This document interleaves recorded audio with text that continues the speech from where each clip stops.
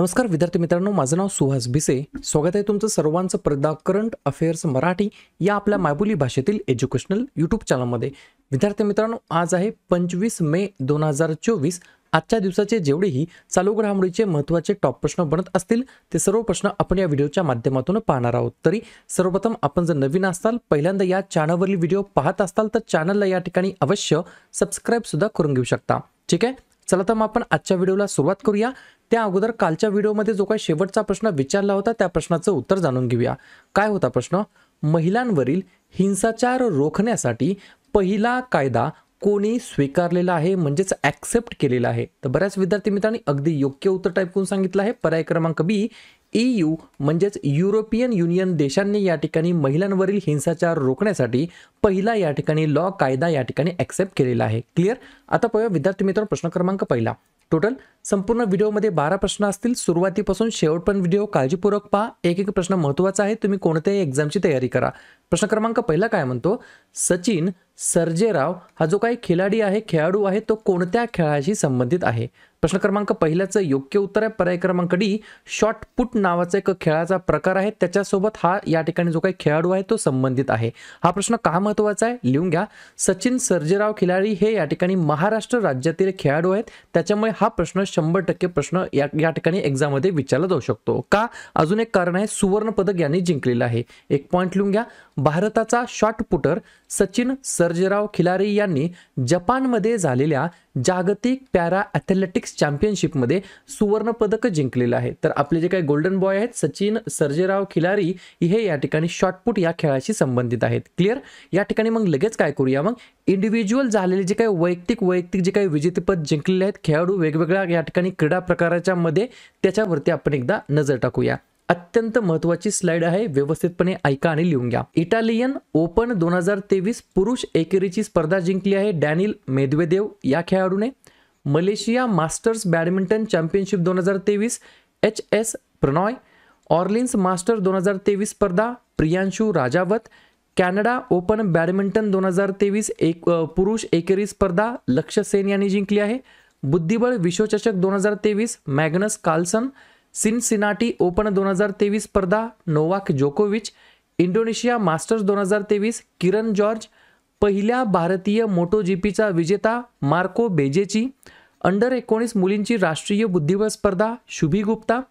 FIDE world junior rapid chess championship Raunak Sadhwani. आणि Qatar masters 2023 Nodirbek याकुबो एव असं त्या खेळाडूचं नाव आहे. पुढचा प्रश्न, प्रश्न क्रमांक दुसरा. ISA म्हणजेच काय? इंटरनॅशनल सोलार अलायन्सचे 99 क्रमांकाचा जो काही मेंबर कंट्री आहे, सदस्य देश आहे, तो कोणता बनलेला आहे? 2 नंबरच्या प्रश्नाचं योग्य उत्तर आहे पर्याय क्रमांक सी, स्पेन हा देश या ठिकाणी विद्यार्थी मित्रांनो 99 क्रमांकाचा या ठिकाणी मेंबर बनलेला आहे. कशाचा? तर ISAचा, इंटरनॅशनल सोलार अलायन्सचा.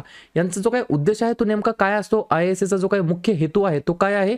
सौर प्रकल्पाच्या अंमलबजावणीसाठी पायाभूत सुविधा सुकर करण्यासाठी हे या ठिकाणी मदत करतं वेगवेगळ्या देशांना. ठीक आहे, तर पर्याय क्रमांक सी, स्पेन हा देश या ठिकाणी 99 क्रमांकाचा सदस्य देश बनलेला आहे. ISA मी आत्ताच सांगितलं, फुल फॉर्म काय?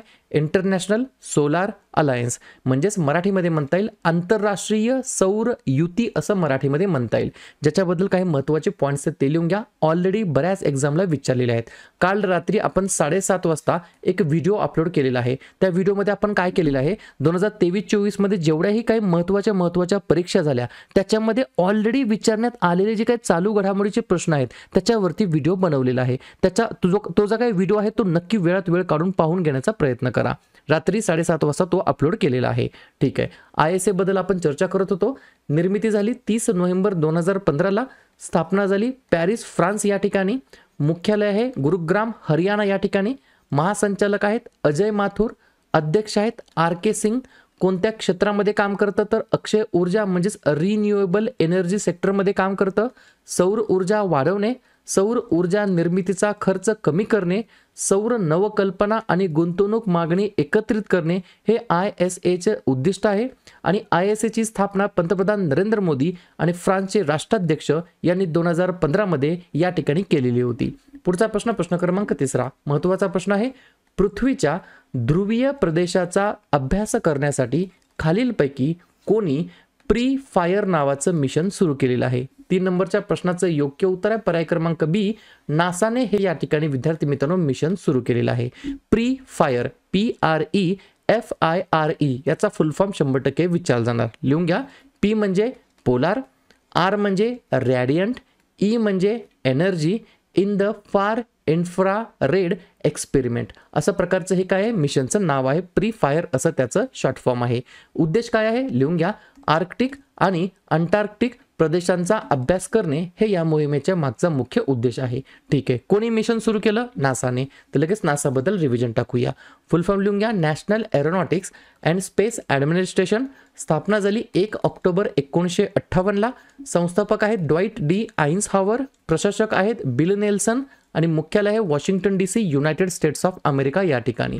पुढचा प्रश्न, प्रश्न क्रमांक 4 विचारला जाणार प्रश्न.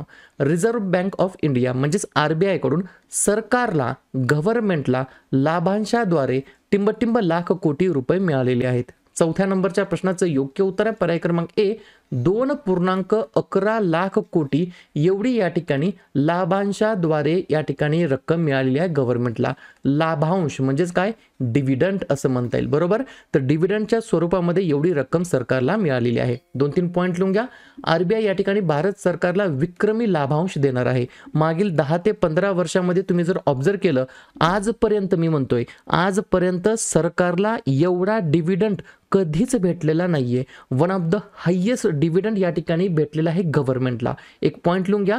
RBIने केंद्र सरकारला 2023-24 या वर्षामध्ये 2.10 लाख कोटी रुपये लाभांश देण्याचे जाहीर केलेले आहे. 2023-24 साठी 2.10 लाख कोटी एवढं आहे. 2022-23 साठी किती होतं? 87.416 कोटी होतं. आणि 2018-19 साठी किती होतं? 1.76 लाख कोटी होतं. 2022-23 मध्ये दिलेला लाभांश हा आजपर्यंतचा सर्वात मोठा लाभांश आहे. आणि चालू आर्थिक वर्षामध्ये वित्तीय तूट 5.1 राखण्याचे केंद्र सरकारचे लक्ष्य आहे. ही गोष्ट तुम्हाला लक्षात ठेवायची आहे. RBI देणार आहे हा जो काही डिव्हिडंड आहे तो गव्हर्नमेंटला. RBI बद्दल लगेच रिव्हिजन टाकूया. स्थापना झाली RBIची 1 एप्रिल 1935 ला. संस्थापक म्हणजेच कोणत्या काळामध्ये हे स्थापना झाली? तर ब्रिटिश राज. मुख्यालय आहे मुंबई या ठिकाणी. आणि 25वे गव्हर्नर आहेत शक्तिकांत दास. 4 डेप्युटी गव्हर्नर आहेत म्हणजेच उपराज्यपाल स्वामीनाथन जानकीरामन, MD पत्रा, M राजेश्वर राव आणि TB शंकर. पुढचा प्रश्न, प्रश्न क्रमांक 5 भारतातील पहिल्या पशु लस पुरवठा साखळी व्यवस्थापनासाठी कोणत्या UN संस्थेने भारत सरकारसोबत सामंजस्य करार केलेला आहे? 5व्या नंबरच्या प्रश्नाचं योग्य उत्तर आहे पर्याय क्रमांक डी, UNDP हे या प्रश्नाचं योग्य उत्तर असणार आहे. एक पॉइंट लिहून घ्या. या करारावर पशुसंवर्धन आणि दुग्ध व्यवसाय विभागाच्या सचिव अलका उपाध्याय आणि भारतातील UNDP निवासी प्रतिनिधी कॅटलीन विसेन यांनी नवी दिल्लीमध्ये स्वाक्षरी केलेली आहे. UNDP फुल फॉर्म काय? United nations development programme. निर्मिती झाली 22 नोव्हेंबर 1965 ला. प्रमुख आहेत वर्तमानमधील अचिम स्टेनर आणि मुख्यालय आहे UNDPचं न्यूयॉर्क या ठिकाणी. पुढचा प्रश्न, प्रश्न क्रमांक 6 अंबाजी व्हाईट मार्बल नुकताच GI टॅग या ठिकाणी प्रदान करण्यात आलेला आहे अंबाजी व्हाईट मार्बलला. तर हे जे काय अंबाजी व्हाईट मार्बल आहे कोणत्या राज्याशी संबंधित आहे? तर पर्याय क्रमांक सी, गुजरात हे या प्रश्नाचं योग्य उत्तर असणार आहे. लगेच आपण काय करूया, जे काय GI टॅग GI सर्टिफिकेशन प्राप्त झालेले प्रोडक्ट्स आहेत आणि ते कोणत्या राज्याचे आहेत त्याच्यावरती एकदा नजर टाकूया. जसं की गोंड पेंटिंग आहे मध्य प्रदेशमधील, कंबम पनीर थ्रातचाई आहे तमिळनाडूमधील, सिल्क साडी आहे बालाघाट मध्य प्रदेशमधील, कार्पेट ग्वाल्हेर मध्य प्रदेशमधील, पश्मिना लोकर, रक्तसे कार्पो जर्दाळू, लाकडी कोरीव काम आणि सी बकथॉर्न ही आहे लद्दाखमधील, कंबम द्राक्षे तमिळनाडू, याक चुरपी खमटी तांदूळ आणि तांगसा कापड ही आहे अरुणाचल प्रदेशमधील, हनुमानगडीचे लाडू उत्तर प्रदेश आणि अंबाजी व्हाईट मार्बल गुजरात. पुढचा प्रश्न, प्रश्न क्रमांक 7 एअरबस हेलिकॉप्टरने भारतामध्ये एअरबस हेलिकॉप्टर खरेदीसाठी वित्त पुरवठा करण्यासाठी कोणत्या संस्थांसोबत सामंजस्य करार केलेला आहे? 7व्या नंबरच्या प्रश्नाचं योग्य उत्तर आहे पर्याय क्रमांक बी, सिडबी हे या प्रश्नाचं योग्य उत्तर असणार आहे. याही ठिकाणी 3-4 पॉईंट्स लिहून घ्या. या सामंजस्य करारा अंतर्गत एअरबस हेलिकॉप्टर आणि सिडबी हेलिकॉप्टर खरेदी करण्यासाठी वित्त पुरवठ्यासाठी इच्छुक असलेल्या भारतातील संभाव्य नागरी हेलिकॉप्टर ऑपरेटर्सला या ठिकाणी ओळखणार आहेत. सिडबी फुल फॉर्म काय? Small industries development bank of India याची स्थापना झाली 2 एप्रिल 1990ला. मुख्यालय आहे लखनौ उत्तर प्रदेश या ठिकाणी आणि वर्तमानमधील अध्यक्ष आहेत शिवसुब्रमण्यम रामन. पुढचा प्रश्न, प्रश्न क्रमांक 8. कासवांच्या संवर्धनाबाबतीमध्ये जागरूकता निर्माण करण्यासाठी दरवर्षी जागतिक कासव दिवस म्हणजेच वर्ल्ड टर्टल डे केव्हा साजरा करण्यात येत असतो? 8व्या नंबरच्या प्रश्नाचं योग्य उत्तर आहे पर्याय क्रमांक ए, 23 मेला दरवर्षी या ठिकाणी विद्यार्थी मित्रांनो जागतिक कासव दिवस म्हणून आपण साजरा करतो. एक पॉइंट लिहून घ्या. 2000 मध्ये अमेरिकन कासव रेस्क्यूद्वारे सुरू करण्यात आलेला कासव आणि कासवांमधील फरक आणि त्यांचे पर्यावरणीय महत्त्व याबद्दल लोकांना शिक्षित करणे हा या दिवसाचा मागचा सुरू करण्याचा मागचा उद्देश होता. ठीक आहे, तर पर्याय क्रमांक ए, 23 मेला आपण जागतिक कासव दिवस म्हणून साजरा करतो. पाहूया पुढचा प्रश्न, प्रश्न क्रमांक 9. मे 2024 या महिन्यामध्ये प्रतिष्ठित शॉ पुरस्कार कोणी जिंकलेला आहे? 9व्या प्रश्नाचं योग्य उत्तर आहे पर्याय क्रमांक डी, श्रीनिवास आर कुलकर्णी असं त्यांचं नाव आहे. 2-3 पॉइंट लिहून घ्या. खगोलशास्त्रातील डॉक्टर शॉ पारितोषिक त्यांना मिलीसेकंद पल्सर, गॅमा किरणांचे स्फोट आणि सुपरनोवा याबद्दलच्या महत्त्वपूर्ण शोधांसाठी देण्यात आलेलं आहे. कुलकर्णी यांनी 1978 मध्ये इंडियन इन्स्टिट्यूट ऑफ टेक्नॉलॉजीमधून MS आणि 1983 मध्ये कॅलिफोर्निया विद्यापीठातून PhD प्राप्त केलेली आहे. ते 2006 ते 2018 पर्यंत कॅल्टेक ऑप्टिकल वेधशाळांचे संचालक देखील म्हणून त्यांनी कामकाज पाहिलेलं आहे. पुढचा प्रश्न, प्रश्न क्रमांक 10. कलकत्ता उच्च न्यायालयाने टिंबटिंब या राज्यामधील 5 लाख OBC प्रमाणपत्रे रद्द करण्याचा आदेश जारी केलेला आहे. पर्याय क्रमांक सी, पश्चिम बंगाल हे या प्रश्नाचं योग्य उत्तर असणार आहे. 2-3 पॉइंट लिहून घ्या. राज्यामध्ये 2010 पासून जारी करण्यात आलेली 5 लाख इतर मागासवर्गीय प्रमाणपत्रे कोलकाता उच्च न्यायालयाने रद्द केलेली आहेत. न्यायमूर्ती तपब्रत चक्रवर्ती आणि राजशेखर मंथा यांच्या खंडपीठाने हा निकाल दिलेला आहे. ज्या व्यक्तींनी या प्रमाणपत्रांचा वापर करून अगोदरच नोकरी मिळवलेली आहे त्यांना या आदेशाचा फटका बसणार नाही असं देखील न्यायालयाने स्पष्ट केलेलं आहे. जाता जाता पश्चिम बंगालबद्दल रिव्हिजन टाकून जाऊया. स्थापना झाली 26 जानेवारी 1950ला. मुख्यमंत्री आहेत ममता बॅनर्जी, राज्यपाल आहेत CV आनंदा बोस आणि राजधानी आहे कोलकाता. या ठिकाणी 3 महत्त्वाचे राष्ट्रीय उद्यान आहेत, सुंदरवन, गोरुमारा आणि जलदपारा आणि 3 महत्त्वाचे धरण आहेत, फरक्का, दुर्गापूर आणि कागजबाटी. पुढचा प्रश्न, प्रश्न क्रमांक 11. वाईल्ड लाईफ इन्स्टिट्यूट ऑफ इंडियाच्या मते भारतामध्ये गंगा नदीतील डॉल्फिनची सर्वाधिक संख्या कोणत्या राज्यामध्ये आहे? 11व्या नंबरच्या प्रश्नाचं योग्य उत्तर आहे पर्याय क्रमांक बी, उत्तर प्रदेश हे या प्रश्नाचं योग्य उत्तर असणार आहे. तर उत्तर प्रदेश या राज्याच्या अंतर्गत या ठिकाणी भारतामध्ये गंगा नदीतील डॉल्फिनची सर्वाधिक संख्या या ठिकाणी आहे. 2-3 पॉइंट लिहून घ्या. वाईल्ड लाईफ इन्स्टिट्यूट ऑफ इंडियाच्या ताज्या अहवालानुसार गंगा नदीच्या पात्रामध्ये जवळपास 4000हून अधिक डॉल्फिन सापडलेले आहेत. गंगा नदी आणि तिच्या उपनद्यांमध्ये आढळणाऱ्या रिव्हर डॉल्फिनपैकी 2000हून अधिक एकट्या उत्तर प्रदेशामध्ये आढळतात आणि उत्तर प्रदेशामध्ये डॉल्फिन प्रामुख्याने चंबल नदीमध्ये आढळतात. मग 3-4 पॉईंट्स तुम्हाला लक्षात ठेवायचे आहे. चंबल नदी कुठे आहे? उत्तर प्रदेशमध्ये. उत्तर प्रदेशमध्ये किती या ठिकाणी गंगा नदीच्या पात्रामध्ये डॉल्फिन सापडले? तर 4000पेक्षा जास्त. आणि एकट्या उत्तर प्रदेशामध्ये किती आहेत? तर 2000पेक्षा जास्त. ठीक आहे. अशा प्रकारे शेवटचा प्रश्न, प्रश्न क्रमांक 12वा महत्त्वाचा प्रश्न आहे. शेवटचे प्रश्न सुद्धा या ठिकाणी महत्त्वाचे असतात. जसं की टोकियो विद्यापीठाने अटाकामा ऑब्झर्वेटरीचे उद्घाटन कोणत्या ठिकाणी केलेले आहे? तर पर्याय क्रमांक ए, चिले या ठिकाणी केलेला आहे. एक पॉइंट लिहून घ्या.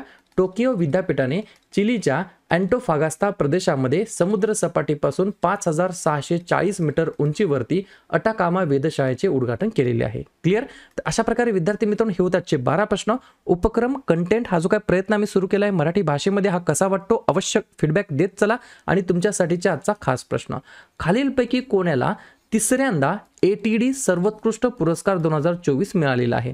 HPCL, पॉवर ग्रिड, ONGC की NTPC? तर ज्या पण विद्यार्थ्यांनी या प्रश्नाचं योग्य उत्तर येत असेल त्या प्रश्नाचं उत्तर तुम्ही कमेंट बॉक्समध्ये बिंदासपणे टाईप करत चला.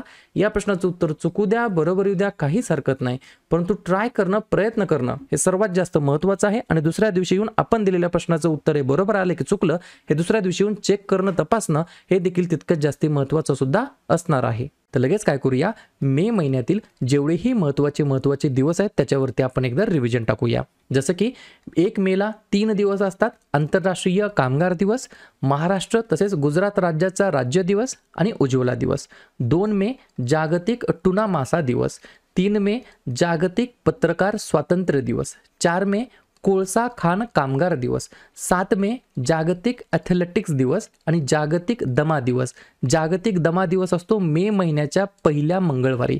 8 मे जागतिक रेड क्रॉस दिवस, 11 मे राष्ट्रीय तंत्रज्ञान दिवस, 12 मे आंतरराष्ट्रीय परिचारिका दिवस, 14 मे जागतिक स्थलांतरित दिवस, 15 मे कुटुंबाचा आंतरराष्ट्रीय दिवस, 17 मे जागतिक दूरसंचार दिवस आणि जागतिक उच्च रक्तदाब दिवस, 18 मे जागतिक एड्स लस दिवस, आंतरराष्ट्रीय संग्रहालय दिवस आणि मे महिन्याच्या 3ऱ्या शनिवारी म्हणजेच 18 मेला यावर्षी आहे सशस्त्र सेना दिवस.